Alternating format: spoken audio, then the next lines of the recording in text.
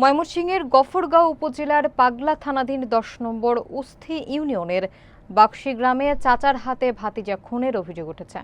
নিহত রাহাত মিয়া মালয়েশিয়া প্রবাসী ছিলেন। তিনি ওই গ্রামের মোহাম্মদ ফালান মিয়ার ছেলে। বিস্তারিত দেখুন দিন মোহাম্মদের তথ্যচিত্রে। ভুক্তভোগীর পরিবার জানায়, পূর্বশত্রুতার জেরে রাহাতকে হত্যা করা হয়েছে। এক সাক্ষাৎকারে নিহতের বাবা মোহাম্মদ ফালান মিয়া চ্যানেল A1-কে জানান, তার আপন ছোট ভাই মোহাম্মদ জসিম উদ্দিন ও ভাতিজা মোহাম্মদ জোবায়েত পরিকল্পিতভাবে এই হত্যাকাণ্ড ঘটিয়েছে।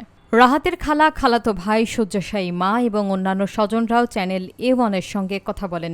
তারা এই ঘটনাকে পারিবারিক শত্রুতার জেরে ঘটে যাওয়া নির্মম হত্যাকাণ্ড বলে উল্লেখ করেন। এলাকাবাসীও এই ঘটনাকে জঘন্য এবং ঘৃণিত বলে আখ্যায়িত করে দোষীদের দৃষ্টান্তমূলক শাস্তির দাবি জানান। ভুক্তভোগী পরিবার দ্রুত সুষ্ঠু তদন্ত এবং বিচার দাবি করেছে। স্থানীয় প্রশাসনের প্রতি অবিলম্বে আইনানুগ ব্যবস্থা গ্রহণের আহ্বান জানিয়েছেন তারা। আমার জের জামাইরে হুমকি দিতেছে, আমার আলবো অনেক কিছু কইতাছে। ওই বাইক মোবাইলকে জানাইছি, নিজ হাতে মনে করুন তারা এটা হত্যা করছে। আমার বোনের একটা ছেলে, আপনাদের কাছে আমার একটা অনুরোধ, তারপর পারাবারিক ঘটনা হয়েছে দেখে যেন আমার বোন হইতে তারা মেরালবো, এটা কি হয় না। এইটাই আপনাদের কাছে আমার অনুরোধ, আবদার, আমরা সঠিক বিচার চাই।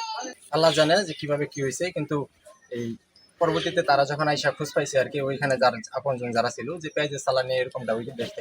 বাবা আমার দুনিয়া চাইরা কিবা শেষ করলো। আমার বাবা কোথায়, আমার আর কোনো শত্রু নাই, দোষ আমার শত্রু।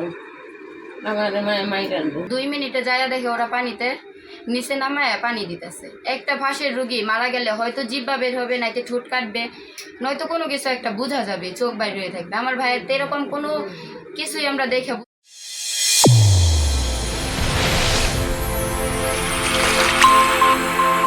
চ্যানেল A1, হৃদয়ের স্পন্দন।